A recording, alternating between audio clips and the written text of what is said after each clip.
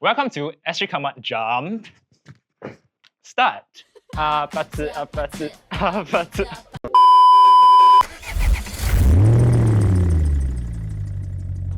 With COE prices being what they are now, getting a brand new car has become something unattainable to most of us. More and more would-be car owners are turning to the used car market to achieve their dream of mobility. Even for veteran owners, used cars often appear to be the more economical route. Getting a used car, however, can be a far more complicated process than you think. Head over to our Sgcarmart used car listings and you'll find different categories for where to get a used car from. So, what do each of them mean and what can you expect when you buy from them? Let's find out. Number 1. Used car dealerships. The first and most approachable way that people usually gravitate towards are the used car dealerships. They come in a variety of flavors, from offshoots of authorized dealers and new car parallel importers to those that specialize only in used cars. In fact, there will be cases where the experience of buying from a used car dealer is not that different to buying a new car. Whichever option you go for, buying from these dealers has plenty of upsides. Let's talk about the pros first. The first reason would be that this would be the most newbie-friendly option for first-time car buyers.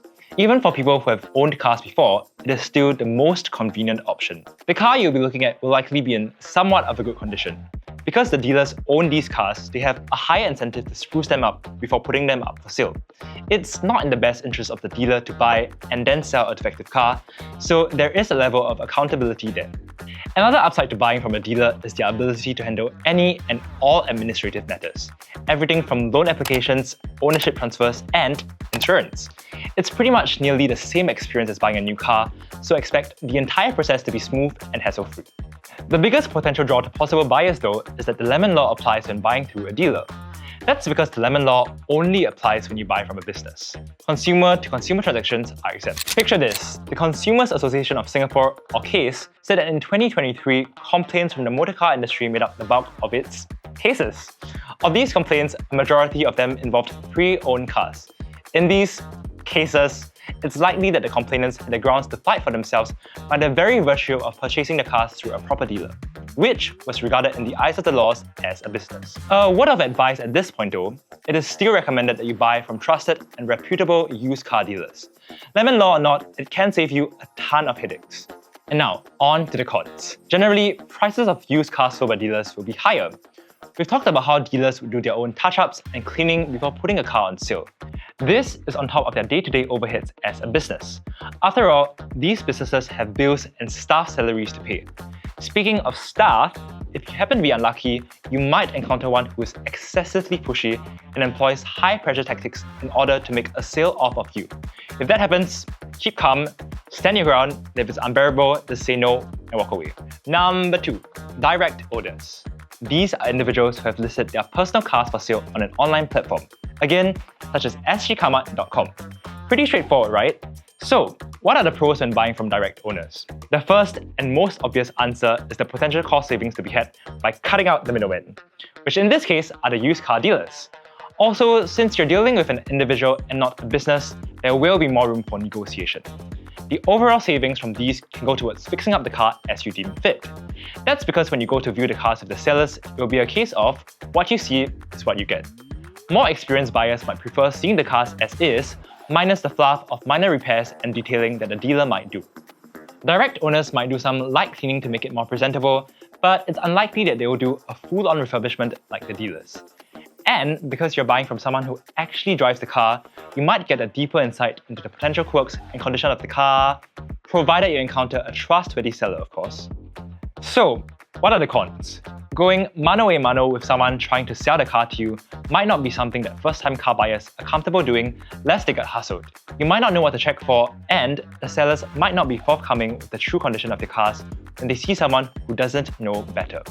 Also, like what we've mentioned previously, the lemon law will not apply here as this is considered consumer-to-consumer transaction.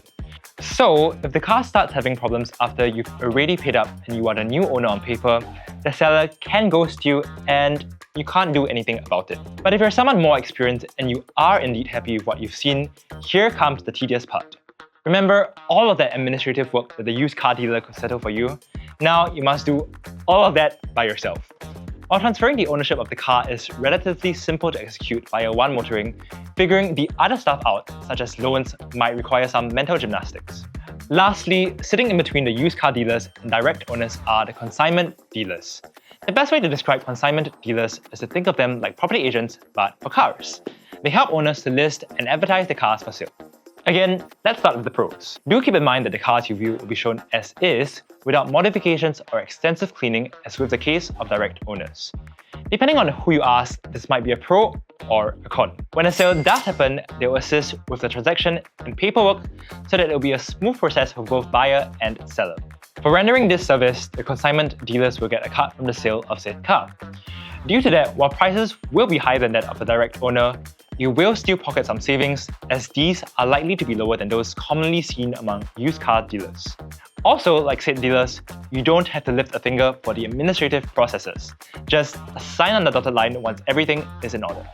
But again, we have to talk about the cons. How consignment dealers are structured means that sellers and buyers have zero contact with each other. This is to ensure that they cannot be potentially cut out of the deal. So, you might not get the full picture regarding the cars on sale. Like with direct owners, there's also no lemon law here.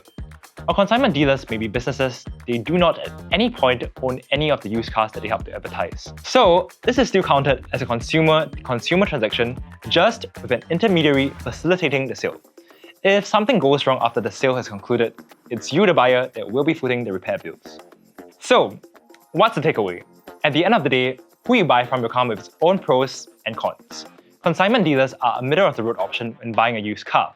Experienced buyers who are familiar with the paperwork required might go for direct owners and save on the fees paid to consignment dealers. And conversely, those newer to the game often turn to used car dealers for peace of mind. Ultimately, the deciding factor in most cases will be either who has the car you like or who has the car that fits your budget the best. Singaporeans are, after all, very pragmatic creatures. Alright guys, so that's all you need to know when navigating between these three options when searching for a used car. Share with us your personal experiences in the comments below if you've used one or all of the ways mentioned, and also let us know if you've left anything out. To see more videos, subscribe to us on this channel and follow us on TikTok to keep up with our latest adventures. Good luck in your search for a used car, and we'll see you in the next video. Bye!